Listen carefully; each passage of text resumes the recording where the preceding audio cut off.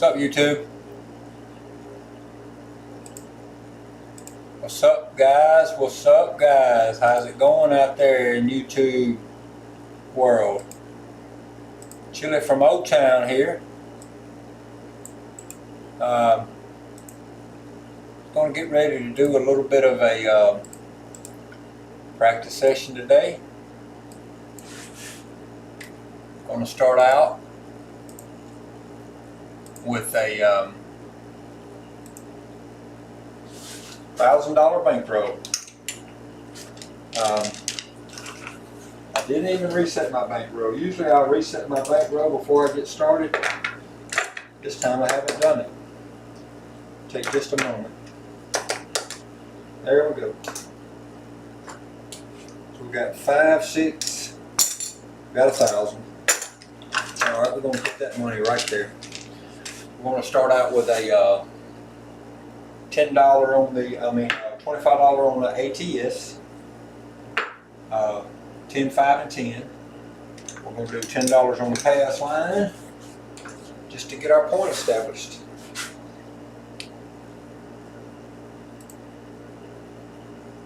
All right, guys, are out.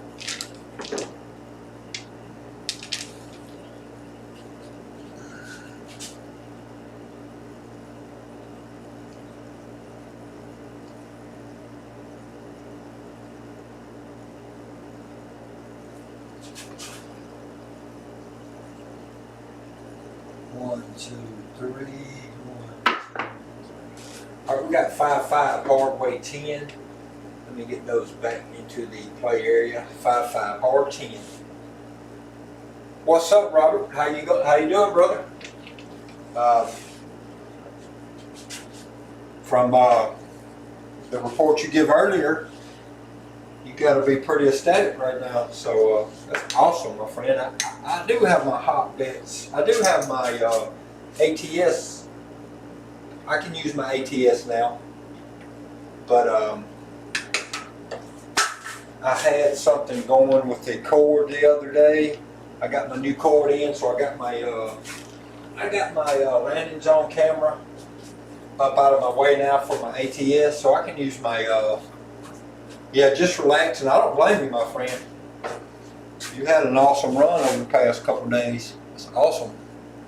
So that was a 10. I am marking it in my tracker. Okay, I appreciate that.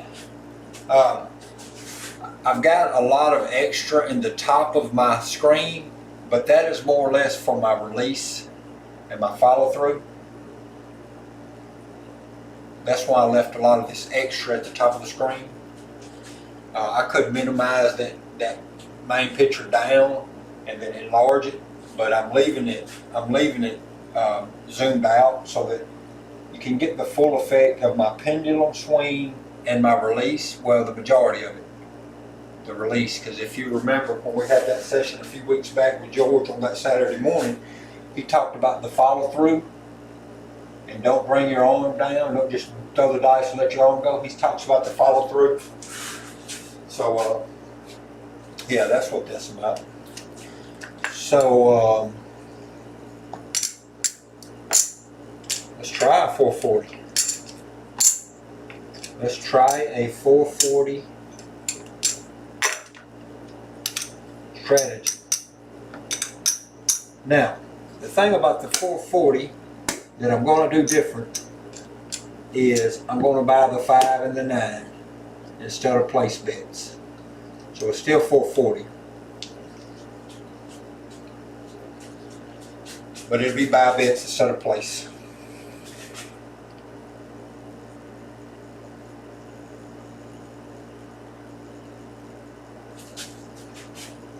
Dice are out. 1, 2, 3. 1, 2, 3. All right, we got a 6, 4, 10. That's our point made. We don't have any money on the 6. We don't have any money on the 10. Our 440, you know, we have to hit a first hit and do a spread. So there's a $10 pass line. We mark the 10 in the tracker. All right, puck's down, puck's off. 3236 on the dice set.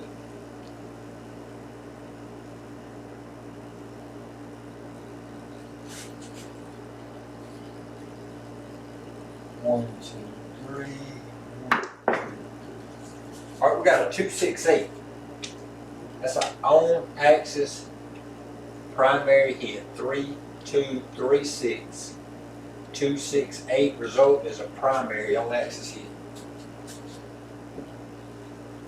All right, so we have a 1 to 8.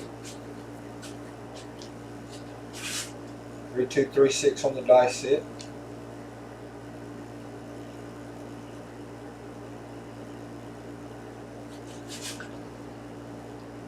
Dice are out. 1, 2, 3, 1.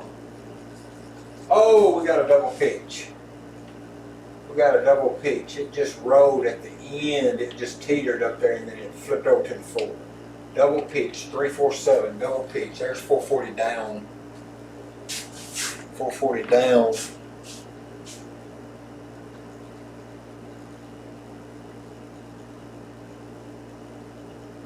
Uh, 440 down on the 7 out. I had gotten a message. I'm sorry. I was $10 pass, $25 ATS, and 440. So that's 475. But I have to re-up to keep everything going. I'm just going to do that again. It was a double pitch on axis. You know, dice is on axis. You know, you can't. That's what you're shooting for, is on axis. Let's work this come out. 3, 2, 3, 6.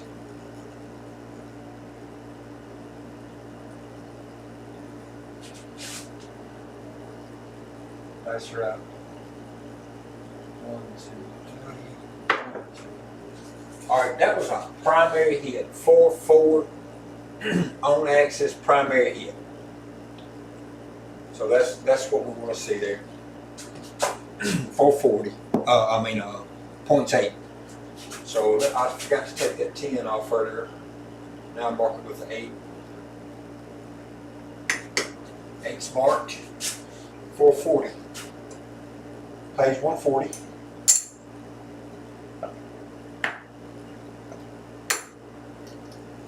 Or actually 120 page 140. First move, spread to the outside for buys, rack 90. Swing and release look good. The swing and release looked good and it felt good when I threw that. It was just a double pitch when I threw that 7. I mean, it's on axis, so I mean, that's what you're trying to accomplish, is on axis. It was just a double pitch.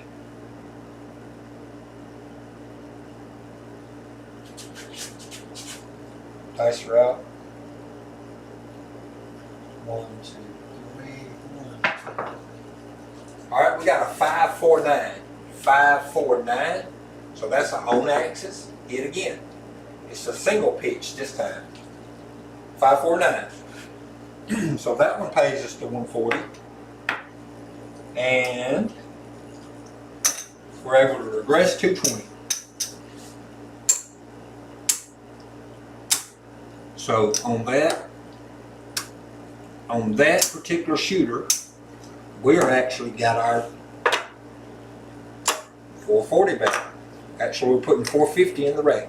So, you know, that's what it takes. That's how I do it, is because I like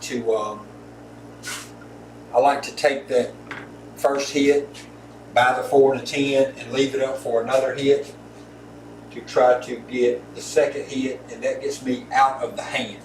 That gets me out of the hand as far as not losing money on the shooter, but that leaves a whole lot of money on the table. For the table you have options. You have options. You can regress another step or two, or you can just press to the moon, or you can regress to felt. You've got a whole lot of options right there. So that's why I like that bigger start out money. Dice are out. 1, 2, 3, 1. All right, we got a hard way forward. 2, 2, hard way forward. I have a quarter on it. Mark the 4 on ATS. And by the way, in the group yesterday, I asked for people who wanted to take up the numbers on the ATS, and everybody's confirmed the numbers. Only thing I'm waiting on is Bird Dog to tell me if he wants the 4 or the 10, and then whichever one he don't take will be the last number open. But I haven't set the chips up yet. I just now got my camera going, so I haven't set the chips up. So for $1, it would basically pay me 50, but I'm just going to pay it instead of taking change. I'm just going to take the 49 this way, and essentially that works the exact same way. I don't press the first 4 and 10. I just take the first 4 and 10 collect.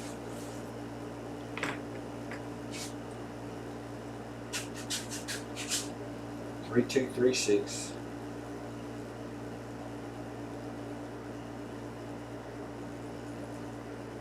Dice are out.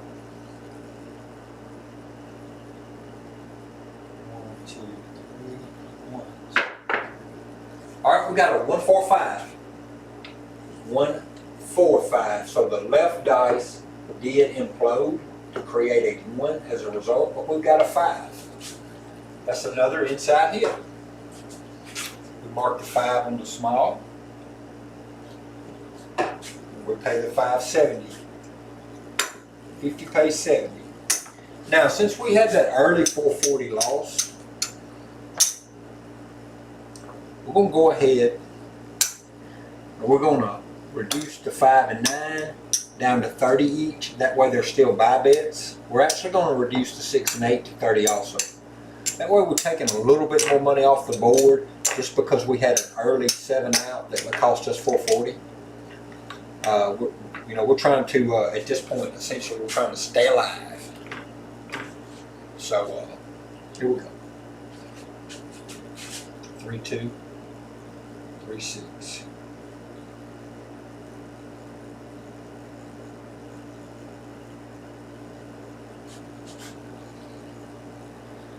Dice are up. 1, 2, 3. All right, we got a 1, 3, 4. So left dice imploded to create a 1, right dice on exit. We have a quarter on it, so for $1 it pays 50.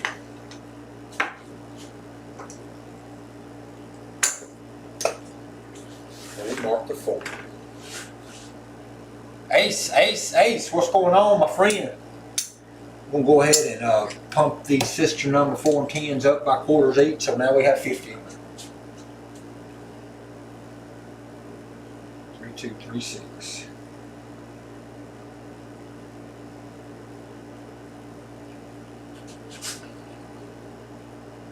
Dice are out. 1, 2, 3. All right, we got a 3, 1, 4. Now, this is different than the 1, 3, 4. This 3, 1, 4 is an on axis hit. It's a single pitch on axis. 3, 1, 4. Mark the 4 in the tracker. Now I got 50 on it, so it costs $2. Pays 100.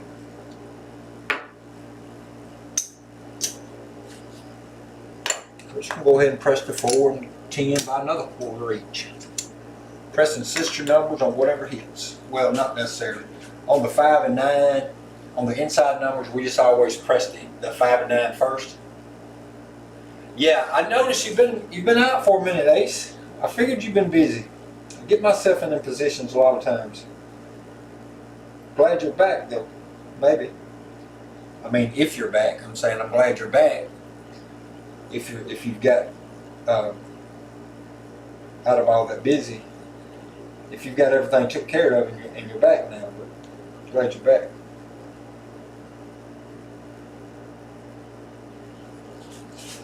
Dice are out. 1, 2, 3. All right, we got a 3, 2, 5. So this time the right dice exploded to create a 2, but it's an inside hit. 3, 2, 5. We bought that for 30. So for $1 pays 45. All right. So let's see. I've marked the 4. I marked the 5. I mean, that was a 5. So it's pretty much all I've hit is 8, 9, 4, 5, 4, 4, and 5. So I've got the 4, 5, and 8, 9 marked. This is 45. So if I rack up, if I start back pressing at this point, this is 40. I have to put 20 there and 20 there out of my winnings. I still rack a nickel, and I start pressing this. I still rack a nickel. Actually, I rack a nickel off of that hit to press my 5 and 9.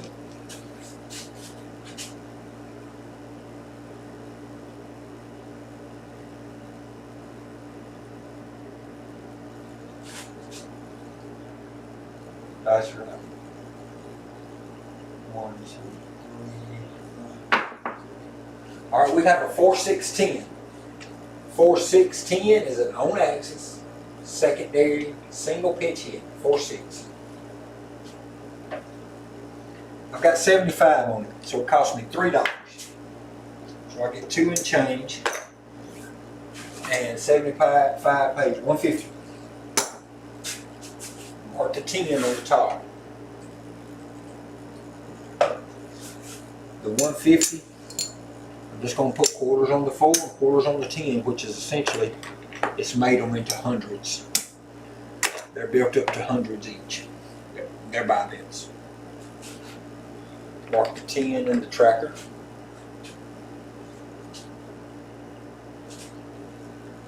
Let me see something here.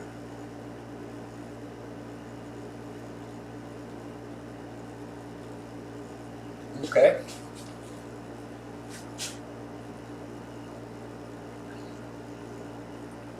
You almost caught up in AZ 6-shooter? Cool. Awesome, my friend.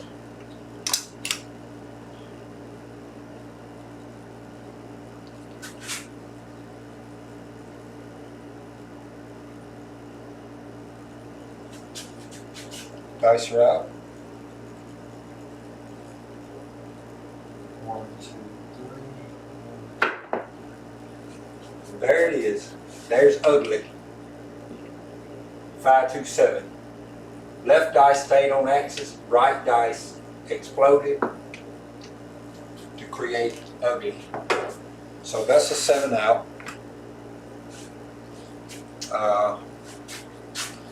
Mark that in the tracker. And let's take a look at the stats page.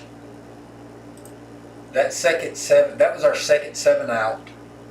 We had an early one. We had a start out with a 10, and we hit our 10 on the second throw. And then we had an 8 for our next come out point, and we hit a 7. So that was our first 7. That last hand was 1, 2, 3, 4, 5, 6, 7, 8, 9. That was the 9th shot, so that's not that great. But SOR at this point in time is 6.5. The 10 and the 4, what you see is the outside numbers, outside place bet numbers. They're leading right now as far as many hits. So, you know, that 4 and 10 actually helped us get our bankroll back up that time. We had a couple of good hits with that 4 and 10. So we probably can get one more session. We've got a little bit more time. Let's go with the 25 on the ATS again, which is 10, 5, and 10. Let's go with the $10 pass line. Going to reset the chips for the ATS. All right, this time I'm going to do a 130. Actually, it might be it might be different than 130. When I say 130, I'm used to doing 35 and 35 on the 5 and 9, but I'm not used to buying them for 130, so it's actually not 130. Actually, it's 120. It's 120 because I've got 30 on the 5 and 9 instead of 35. And we're going to work to come out. You've been practicing dice control? That's awesome. So like, what do you mean as practicing dice control? Like your setting, or like your throwing, or your pickups, or all around?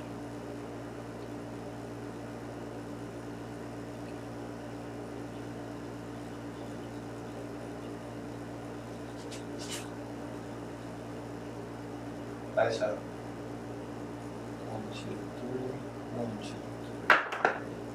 All right, we got 1, 3, 4. 1, 3, 4. So left dice imploded to create a 1. Our new point now is a 4. How to hold them? Okay. Yeah. So your grip, maybe your pickup, your grip. Yeah. So grip takes a while to develop. I mean, that is one of the things that takes quite a while to. I mean, setting them is one thing, but picking them up, or as you said, how to hold them. Yes, the pickup takes quite a minute to develop that pickup. I mean, because what you got to avoid is the dice splitting, and you ending up with some type of dice looking like this. You know, you want them jokers as tight as they can get together, centered. The center of them need to be, so they need to be square. They need to be just as even as they can be, you know. So, yeah, Tony Leo. I haven't followed him much, but I see his name popping up on a lot of different things. So I'm quite sure Tony Leo is part of the Golden Touch Club. Is that right? 1, 2, 3. All right, we got a 2, 1. 2, 1. 2, 1, 3. So right dice, so both dice are on axis. It's just a double pitch. 2, 1 is a double pitch. Our point's a 4. Let me mark that on the tracker. I mean on the smile, and we just hit a 3. Okay, there we go. I got to mark that on the tracker also. I think Tony Leo, yeah, I think he's a member of the Golden Touch, or he was, or something. I'm not real sure exactly. But I see his name popping up on a lot of things.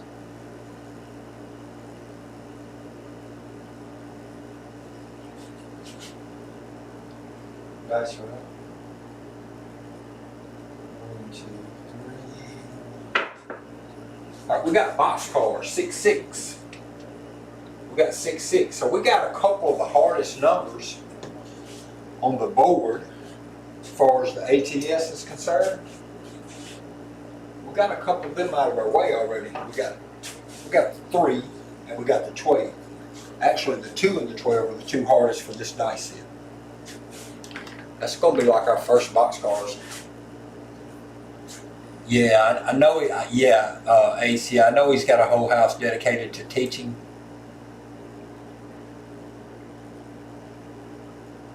Yeah,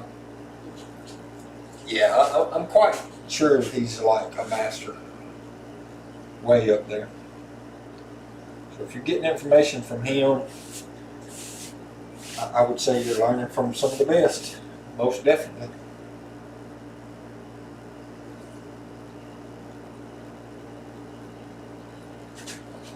Dice are out. 1, 2, 3, 1, 2. 5, 1, 6. So we have a 5, 1, 6. This right here is an on-axis primary hit. 5, 1, 6. All right, so we have 30 on it. It pays 35. We marked a 6 on the small. And, you know, we started at 130. Let's, we're going to, just going to take about like, we're just going to try to take like, if we can take 3 hits, we'll just leave right here. Oh yeah, hold on. I know what I'm doing. The first hit I'm supposed to spread to the, so there's 35. I'm going to drop a nickel with it and make it 40.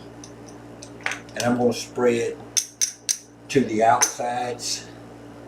So actually I invested another nickel right here on that.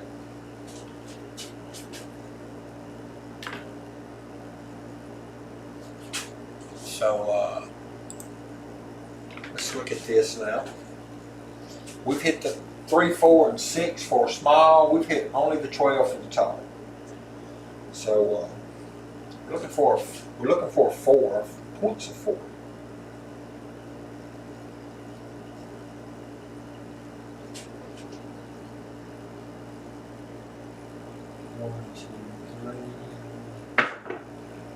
All right, we got a 6, 4, 10.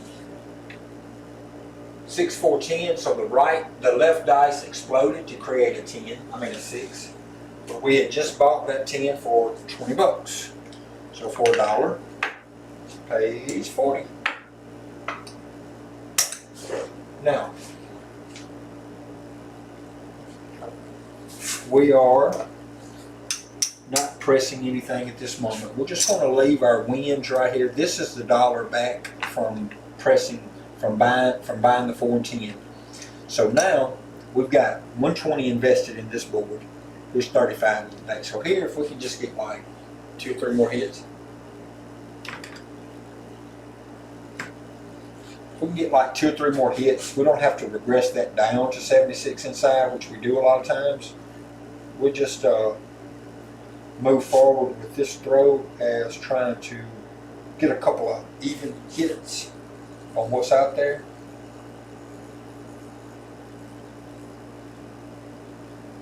One, 2, 3. All right, we got a 4, 5, 9. 4, 5, 9. The right dice imploded. Left dice stayed on axis. So we hit the 9. So on the tall now, we've hit the 9, the 10, and the 12. On the small, we've hit the 3, the 4, and the 6. All right, so that buy bet cost us $1. So $30 buy bet pays 45. All right, so that's let's see where we're at right here now, because we started with 120. We were able to spread out. We had to put a nickel in to spread out, but we've recouped that nickel back, and now that's a quarter. That's 75. That's 80. So we've got 80 of our money back. 80 of our 120. So, you know, that's not a... I mean, we could start pressing at any point, but it's kind of essentially like regressing down to 76 and then pressing back up. You know, it's just sometimes just as easy just to take a couple of hits before you start pressing. Nice route. 1, 2, 3, 4. All right, we've got a 4, 2, 6. 4, 2, 6. Right dice exploded to create a 2. We hit a 6. We've already hit a 6 on for the small, so we don't mark that again. But that's 30. It pays 35. So now at this point, there's 75. There's 100. There's 115. So we're pretty much at this point, we've got our money off the board. This is not considering our $10 pass line and our $25 ATS. We're just talking about the place bets. So pretty much the place bets that what's on the table right now come from the bank side, because our 120 that we started with, we've got 115 of it back in. And look at the board. We've got 120 plus 20 on the outside. We've got 160 on the board. So hey, you know, there's options. You can regress to felt at any point and lock in a profit.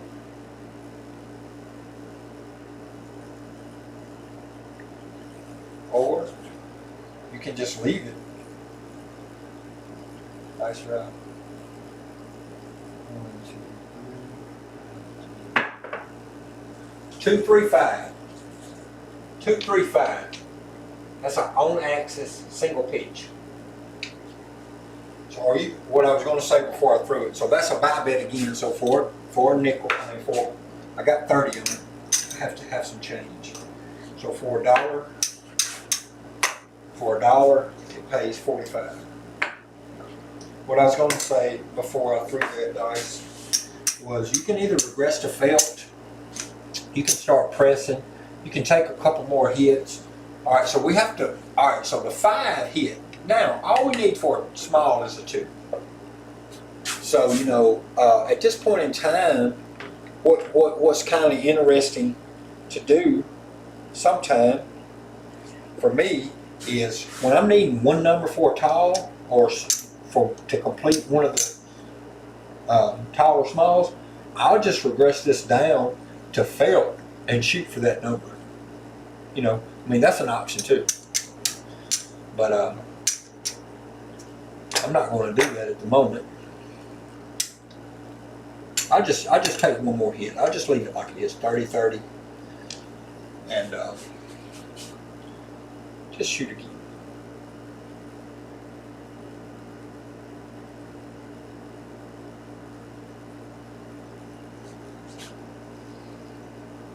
That's right. 1, 2, 3. All right, we got a 5-5, hard way 10. Hard 10. We have 25 on it. I mean, we have 20 on it. So for a dollar, it pays 40. So that was another hit. I just said I was going to take one more hit. So, yeah, come on, Snake Eyes. You're absolutely right. So that pays 40. So let's just go ahead and do this. We're going to go ahead and start pressing up just a little bit. We're not going to press wild right now. We're just going to easily go up. So we're going to go to 35 on the 4 and 35 on the 10. That's added. That hit paid us 40, and we just put 40 back in. No, we put 30 of it back in. So we still collected $10 because we had 20s out there, and now we got 35. So we put 15 on that one and 15 extra on that one. So we still put a $10 in our rack. 3236. I haven't got good enough at this moment to start changing die sets, to start trying to hit that aces. That's right.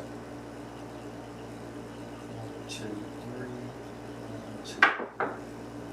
4-4, hard way 8. That is an on-axis primary hit. What I was saying before I took that throw. All right, now check this out. There's an 8. We've got an 8, a 9, a 10, and a 12. We only need a yo for a tall and a 2 for a small. This pays $35. What I would do at this point, you know, I'm so close now to a tall or a small, and I have 10 on the small and I have 10 on the tall. I have 5 on the all. You know, at this point in time would not be a bad idea at all to just regress from the place bets and just start trying to change the dice set up just a little. You know, maybe go to a 6s, cross 6s. Like I think George had me with a 5-6, 4-6 the other day trying to get a 12. But this also would produce a yo. I mean, my dice set right now, the 3-2-3-6 would actually produce a yo. But it would have to be a double pitch. And generally, if I get a double pitch, it's this. But I'm not going to regress them. I'm just going to leave it going.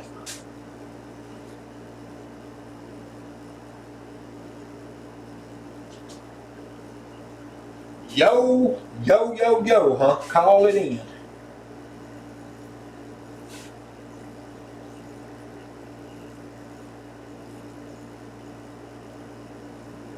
That's right.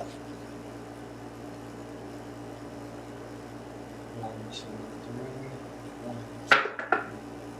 6, 5. I mean 5, 6. Yo, look at that. Look at that. Should have been hopping that yo, my friend. Look at that. 5-6 yo.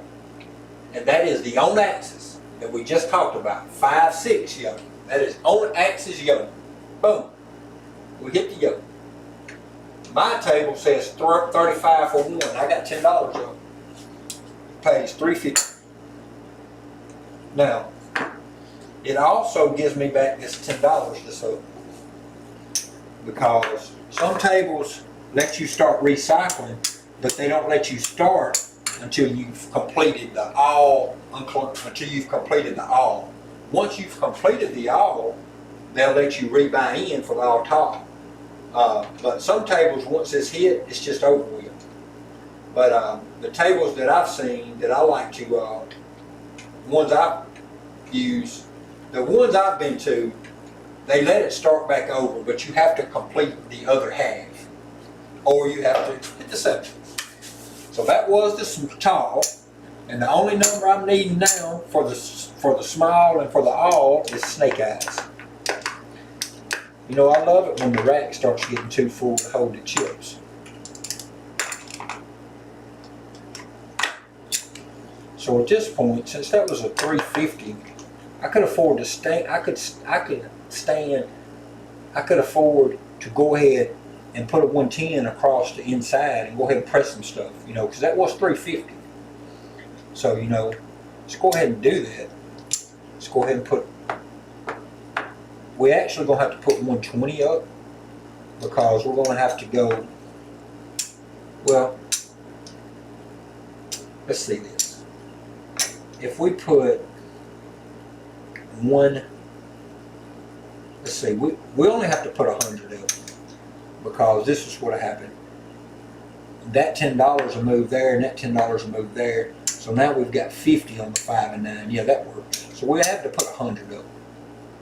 We had to put 100 up out of the $3.50. So we still locked in $200 and $250 profit to press all our insides.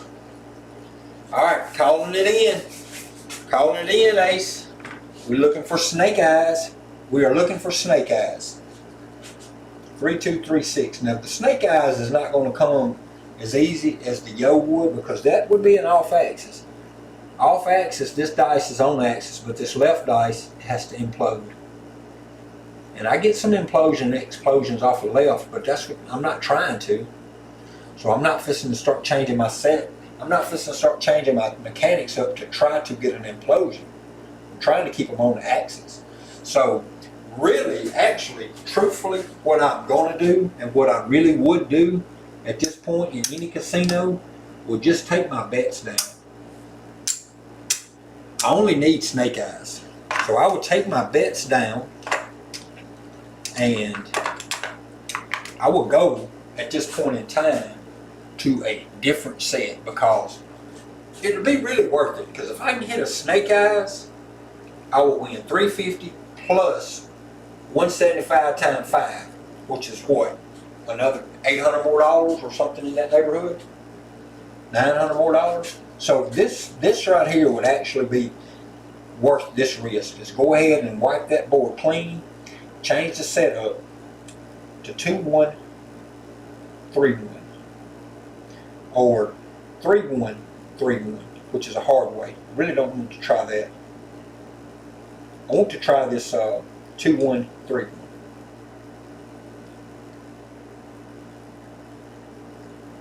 Try to hit these snake eyes. Dice are out. 1, 2, 3, 1, 2, 3. Well, that was an ugly 5-2-7. That was ugly. But you know, that's what happens. But it would have been worth it to change that setup. Now, like I said, I'm not for sure what the set I should have used, so I just guesstimated. I could have just kept doing what I was doing with the 3-2-3-6 and hoped that I hit snake eyes, which would have took an implosion on the left dice. But I tried to swap it up and go with 2-1-3-1, and I got a 5-2-7. Did I get a 5-2-7 or a 2-5-7? So if I got a 527, the right dice imploded.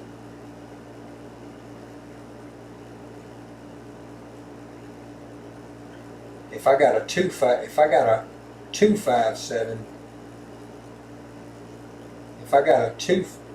a 527, the right dice imploded. But if I got a 257, the right dice exploded. So either way, I don't remember what I got. I don't remember if I got a 2-5 or a 5-2, but either way, the right dice misbehaved. It did not stay on axis. The left dice stayed on axis with a 2 or a 5. So it stayed on axis. But anyway, we had regressed down. So yeah, Robert, it's no doubt for that kind of money that I was only needing the snake eyes. It was no doubt that I would not do that live anywhere. Regress my money, and then sometimes, you know, you might sit here and roll a bunch more inside numbers 3, 2, 4, 5 more times. But that's irrelevant, because if you can change that die set up and get that small, you would have hit the tall. I mean, I already hit the tall, so it would have paid for the all also. So yeah, no doubt. But I'm going to take a look at the stats right quick. And let's just see. So after 25 rows, we have an SOR of 8.3, which is average. You see the dial for the SOR gauge is in orange, so it's average. We do want to be in green, but we've had 3 7-outs early in the day before any practice, which, you know, I talked to a guy the other day, and I was telling him, you know, a lot of times when I come to my table, I'll get in 10 or 15 shots and get warmed up or loosened up before I ever go live. But then the more I got to thinking about it is, as George told me one day, you don't get any practice shots in the casino. You don't get any practice shots at the casino. You have to go in, put your money up, and start playing immediately. They don't say, okay, get warmed up. So what I've started doing over the past few videos is no warming up. No warming up at all. Just like I would walk up to the casino and start betting and start shooting. Now, true, you can get on the table and start betting before you get the dice. But the first time you get the dice, you have to have money up.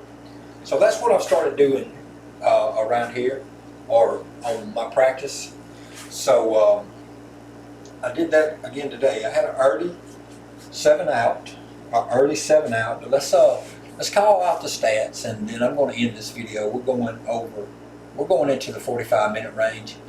I know videos get kind of boring to people, and you can't get people to watch after, you know, but it's practice.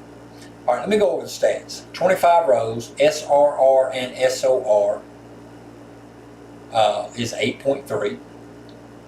We had inside hits 40%, outside hits 12%, 4s and 10s we had a dominant 36%.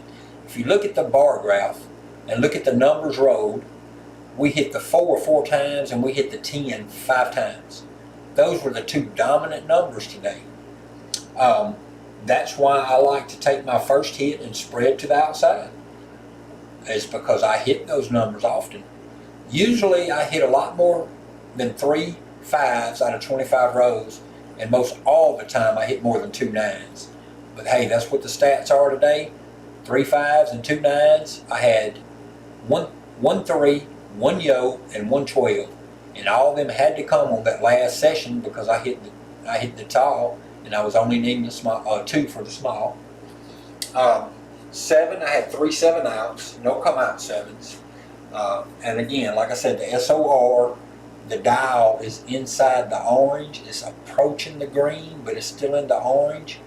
It wouldn't get out of the orange until we hit 9.0. So, you know, that's what we're shooting for, is to get that dial into the green and get it to where it stays in that green consistently. All right, now let's go back over to the main page, to the chip page. And yeah, I had an early 7 out. It cost me $440. No, I had an early 7 out. I can't remember what it cost me, but I had a 7 out on a $440 of it. So let's see right here. So I know there's 100. There's 200. There's $3. Not 300. But there's 500. So 5, 6, 7, 8, 9, 1,000. There's our buy-in. There's our buy-in for 1,000. So we've got that money back. And this is what we got profit. 1, 2, 3, 400. 450. 473. $473 profit.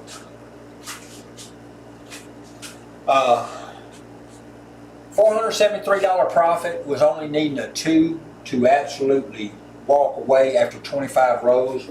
Let's just be curious and let's just see. If we would have hit that 2, we know it would have paid $350, but what would the tall would have played? My layout says it pays $176 for 1. I had 5 on it. So it would have paid $880 for the tall, for the all, and another $350 if I would have hit that 2 for the small. So $880 plus $350. That would have been $1,230. So yeah, for that kind of money, it was definitely worth taking this money off of the board and changing dice sets. Hey, one day I hope I can learn. I'm going to ask George if he will help me learn rhythm rolling, because rhythm rolling, I don't know exactly how he pulls them back, and I try to watch him and try to keep up with him, but I haven't picked it up yet. But what it does, well, no, it's not just rhythm rolling. George knows. George's memory's so great, and he's so good at this game that he can pick those dice up and put them in any set because he knows every set. He knows which way to turn the dice, and my memory, I haven't learned enough yet to get that far. But yeah, so as this game evolves, and I hope as my knowledge of the game evolves, and the more I immerse myself with everything involved in this game, I would know that. I would know right then that I needed aces, which set to use. I think I had a decent set. I had a 2-1, 3-1. I don't know if that's a decent set or not. Let me see. See, I could get it. Well, that probably is not that great of a set, because a double pitch could have caused me this number here. Let me see.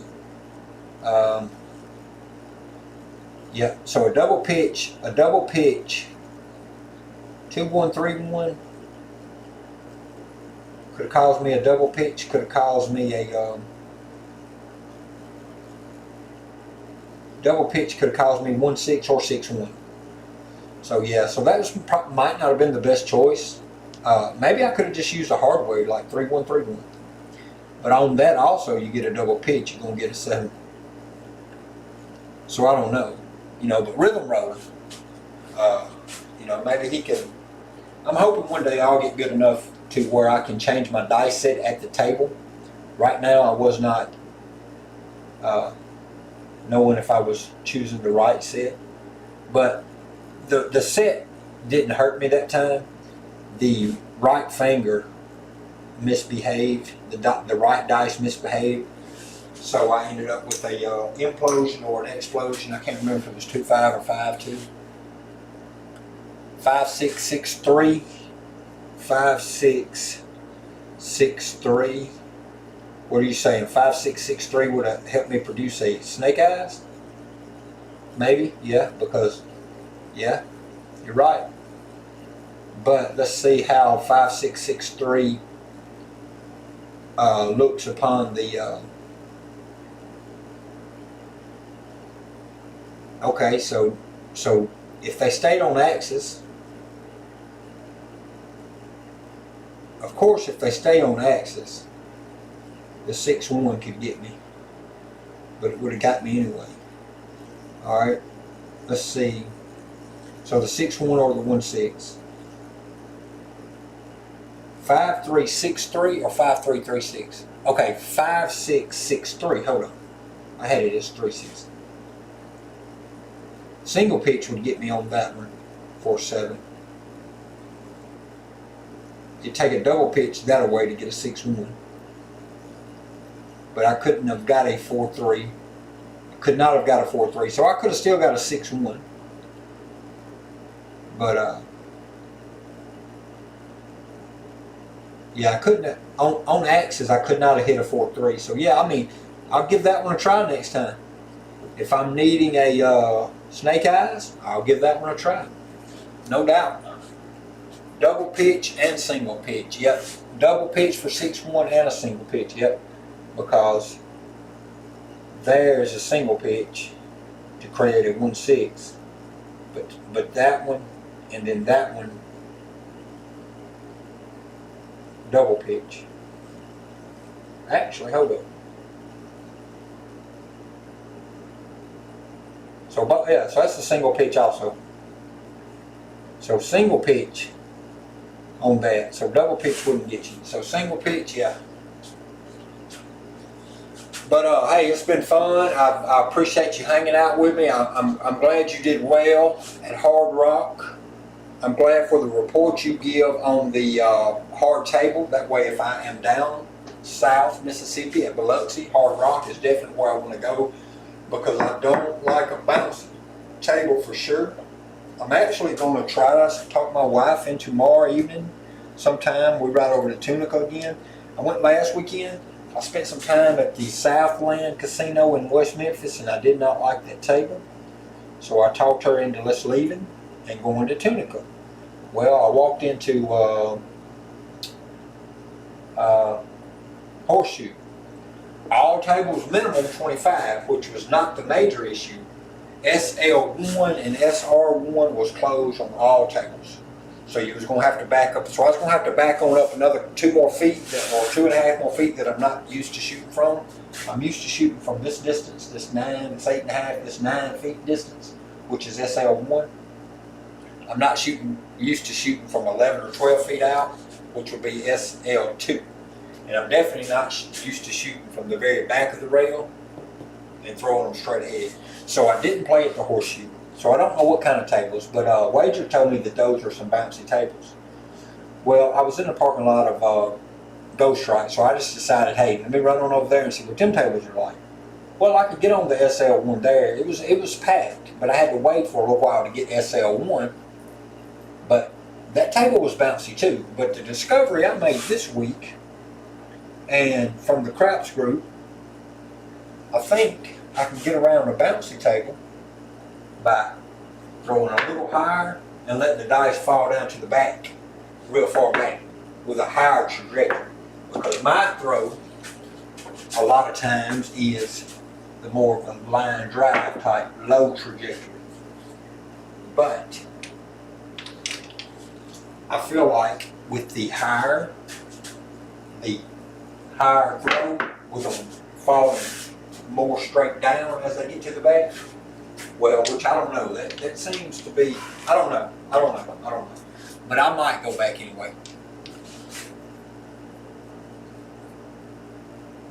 I don't know about the bouncy table. I noticed at the bouncy table, a lot of the rollers was throwing them real low and letting them roll down in there like that. And some of them were throwing them even so soft, trying to throw them so soft, they wouldn't even roll to the back wall. And the dealers wouldn't say a whole lot about the back wall for the majority of it. Some of them was throwing them underhanded. Some of them was throwing them short. And, just every now and then the dealer would say something about the short. No, you can't line drive. Definitely. And see, that was all I had practiced was, was my low throw. I'm going to go back through my throw again. So a lot of times, up to this week, a lot of my throw was more of a real short line drive throw. Alright. This week, I started going with a little bit higher,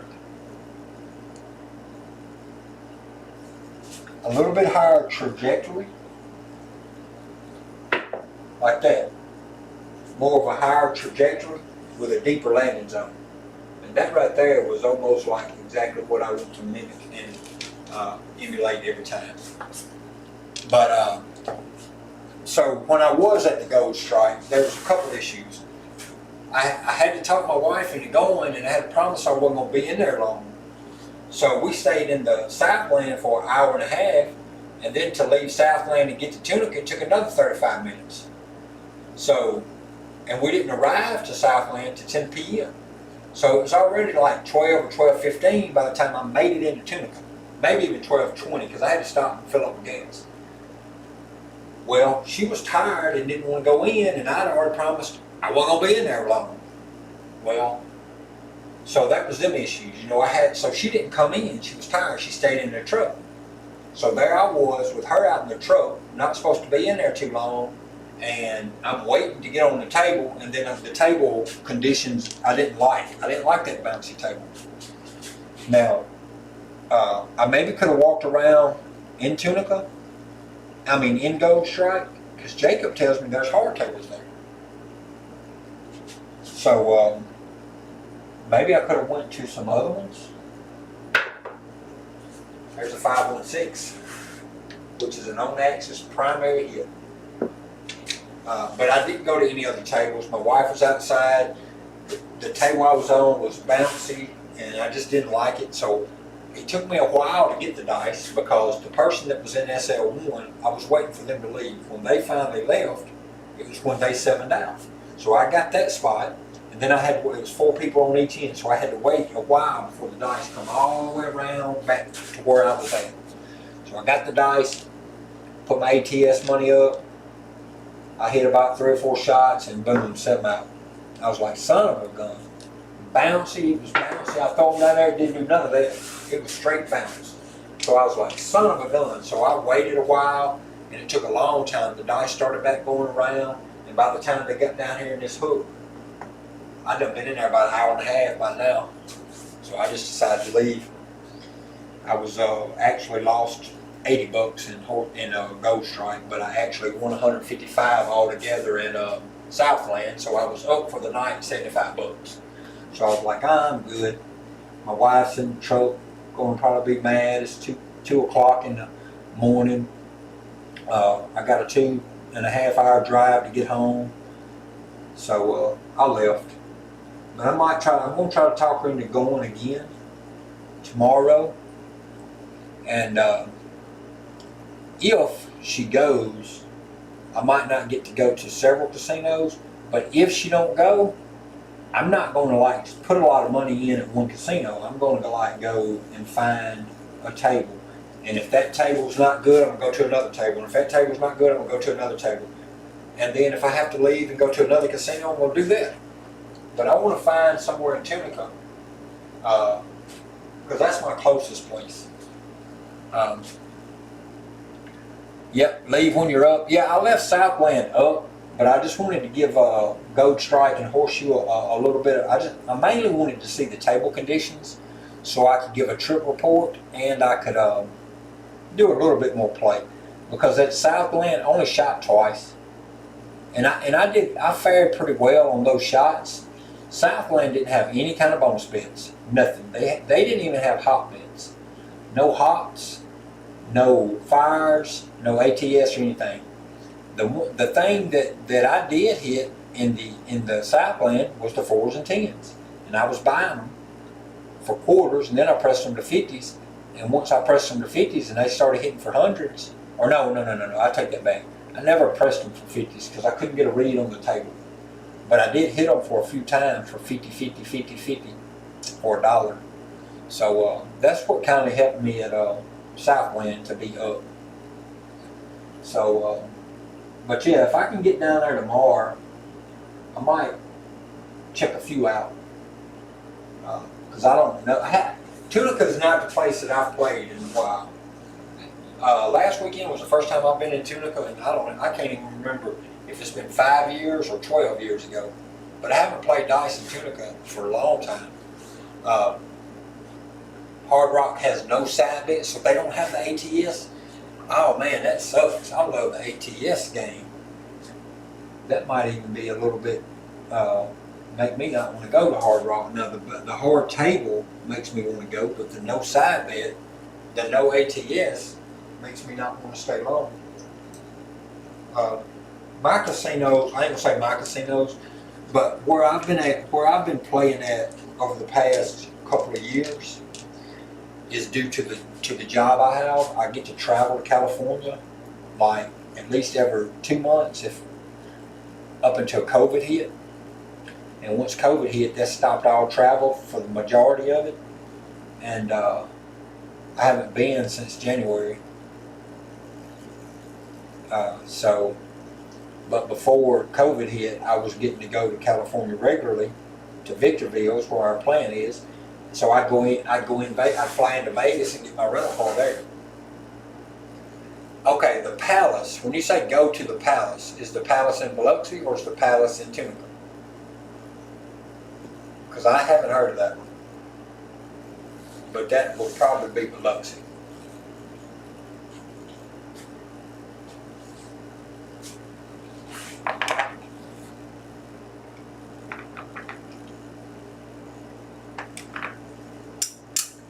There's my 1,000 for my next setup.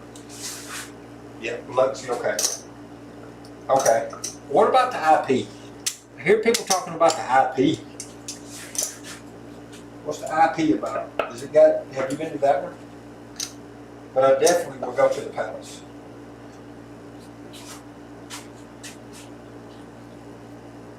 Yeah, the Palace, if it's got a hard table, $200 minimum buy-in. $200 minimum buy-in, so you have to buy in. Well, I'm going to buy in for $200 regardless. Is that what you're saying? They won't let you on the table unless you have at least $200? $200 minimum buy-in. And $10 minimums? Is that what it? Am I reading it right? Remember? Crapless? Nah, I might not fool with Crapless. Does the IP have the ATS?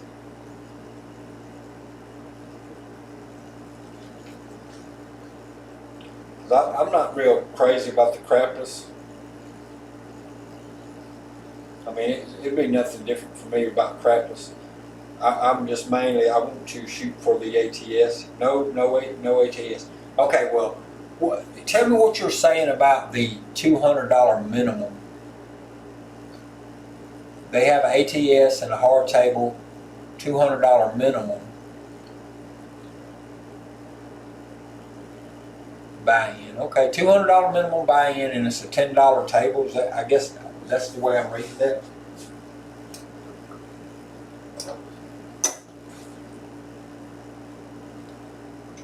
So yeah, we got sidetracked. I got sidetracked talking about some other stuff.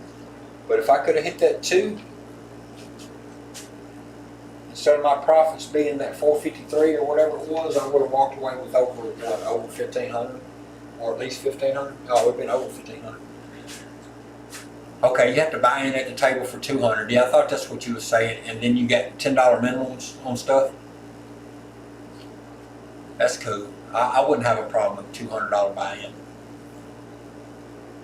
I wouldn't have a problem with that at all. I would go. That wouldn't be a problem. I generally like to start with 300,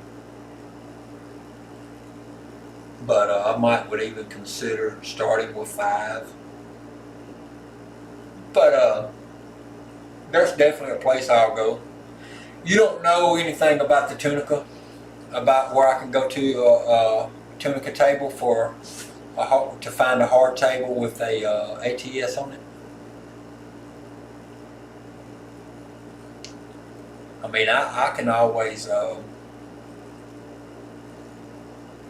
do some different strategies for some random rollers, but I would rather go to roll instead of just go to bet on randoms, because a random can knock you off if you're playing some don't passes. and Randy could get hot. Yeah, it's been that long for me there. Actually, the last time that I was in Tunica was one of the first weekends that my wife and I, when we was just started dating, and I think it was our first time to ever spend the night together before we got married. I talked her into going to Tunica on a date, and she's definitely not a gambler. We were real new to each other, within a few months from each other that we've known each other, so she was definitely not a gambler. We were still kind of teaming a little bit around each other, and we didn't either one of us smoke cigarettes, so we didn't like being in Tunica that night with all that smoke, so we didn't even gamble. We might have put $20 in some kind of machines, and that would be in 2013, so it's been 7 years since I've been there and didn't even gamble. So I can't even remember up until last weekend. But hey, the Palace would be cool if I can talk her into going way down there, but that's about a 5-hour drive. I did it for her about 2 months back.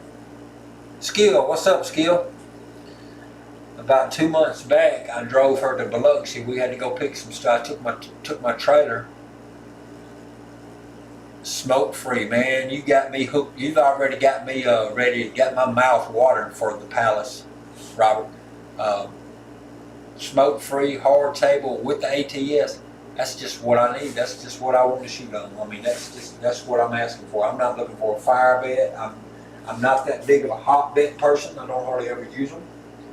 All I'm looking for is ATS and at least semi-hard if it's not rock hard.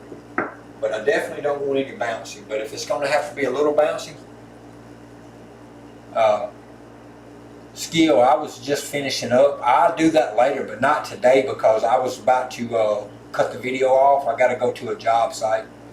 I'm working at my wife's daycare, and I have to wait till around after 3 or 4 to get there because a lot of kids are there late. But later in the afternoon, when they start leaving, is when I've been going out there working in the evenings.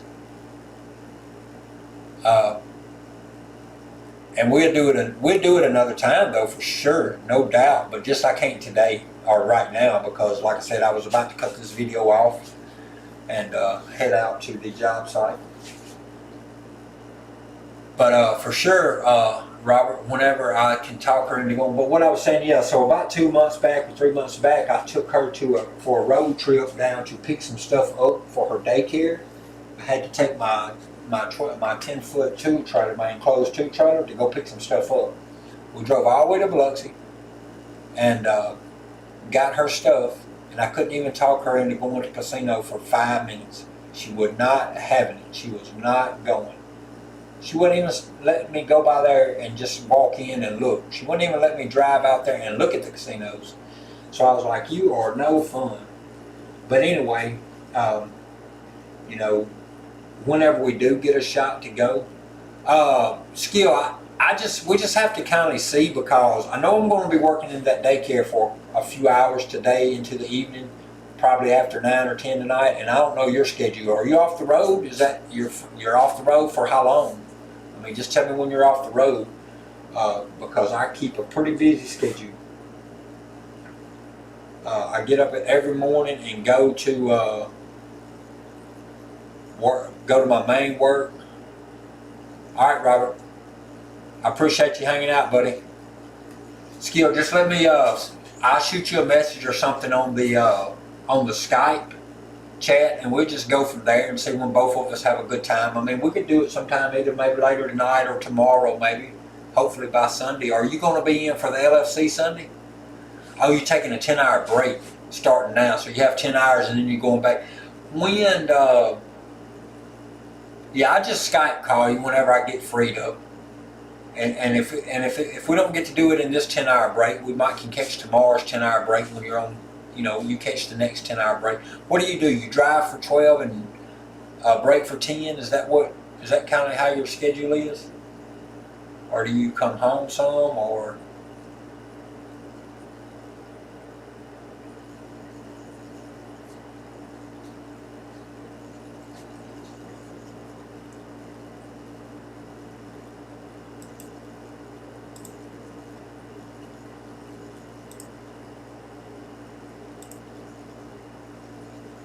I'll just Skype call you and then we can go from there, my friend. No doubt we'll catch up for sure. We definitely will catch up and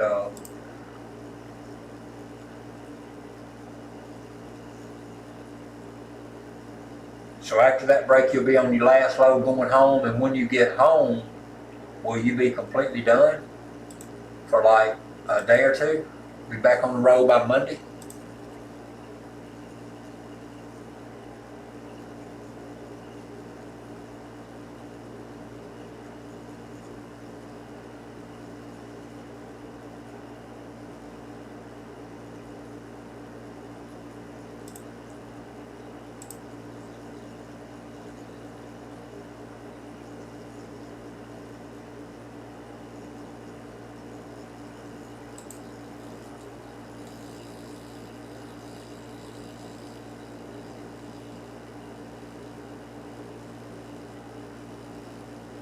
I'll Skype call you, Skill. Just after midnight on Tuesday. Okay. All right. Well, we'll get together. We will. I'll shoot you something on Skype, and we'll hook up and we'll shoot. We'll shoot and do some comparisons. But on that note, I appreciate you guys hanging out and chatting with me. And on that note, Chili from Motown and Dice.